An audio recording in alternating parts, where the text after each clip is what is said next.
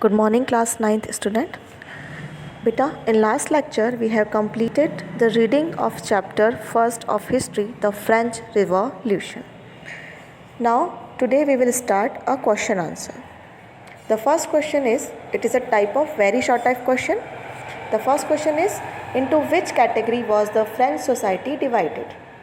The answer is, the French society was divided into three major categories. First state, second state and third state. Clear है बेटा?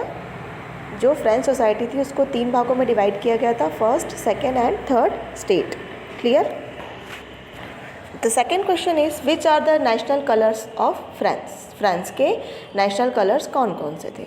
National colours of France are red, white and blue. तीन national colours थे France के, red colour, white colour and blue colour.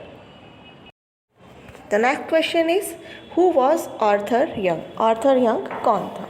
An Englishman, Arthur Young, traveled through France during the years from 1787 to 1789 and wrote detailed description of his journey.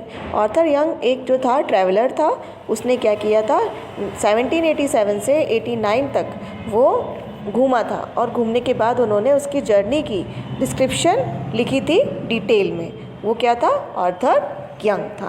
Clear हो रहा है बेटा? तो Arthur young जो था एक इंग्लिशमैन था जो कि सारी कंट्री को घूमने के बाद में उसने उसकी डिस्क्रिप्शन वहाँ पर दिया था. नेक्स्ट क्वेश्चन है बेटा, ये जो है ये शॉर्ट टाइप का क्वेश्चन है. What is the importance of 14th July in context to France? 14 जुलाई का फ्रांस के साथ में क्या कनेक्शन है? On 14th July 1789 the France people stormed and destroyed the fortress of Bastille. है ना, बेस्टिल्स की उन्होंने फोर्ट्रेस को डिस्ट्रॉय कर दिया. This fortress symbolise the tyranny of the king. जो किंग की टायरनी थी उसको वो क्या करती थी बेटा? सिम्बोलाइज वहाँ पर करती थी. The crowd surrounded it for almost 1 hour. जो क्राउड था वहाँ पर कम से कम 1 घंटे तक रहा. Finally the revolutionaries brought down the entry gate of the fortress and release the political prisoners.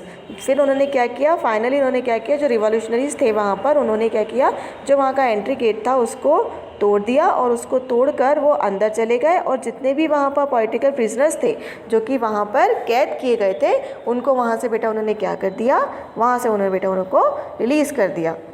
This is the reason that 14th July is celebrated as the France national day.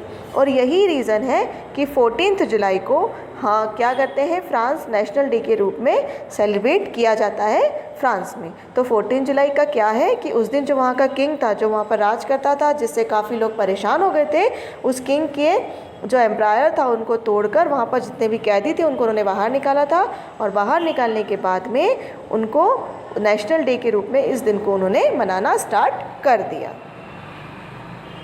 Next question है बेटा आपका, mention the primary reason of an empty treasury during the reign of Louis 6. सबसे first reason है, the cost of maintaining an extravagant court of the king at the immersion palace of Versailles was very high. मतलब जो वो वेजेंट लेते थे, जो वो किराया लेते थे वो काफ़ी ज़्यादा होता था, उसकी कॉस्ट जो होती थी वो काफ़ी ज़्यादा होती थी. ठीक है. सेकेंड है, long years of war had drain the financial resources of France.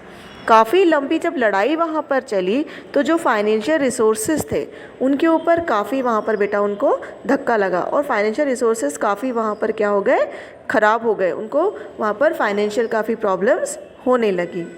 Third है, the war added more than $1 billion to a डेप्ट that had already resigned to more than $2 billion. जो वॉर थी बेटा उसके अंदर काफ़ी जो लोग थे वो चले गए थे, है ना, काफ़ी वहाँ पर परेशानियाँ उन्हें क्रिएट हुई थी उस वॉर के दौरान. नेक्स्ट है, lenders who gave the state credit now began to charge 10% interest on loan.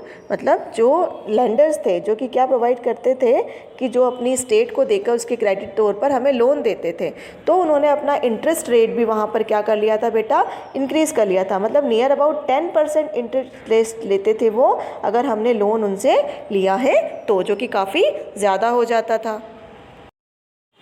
Fifth reason है under Louis France help the 13 American colonies to gain their independence from the common enemy Britain, है ना।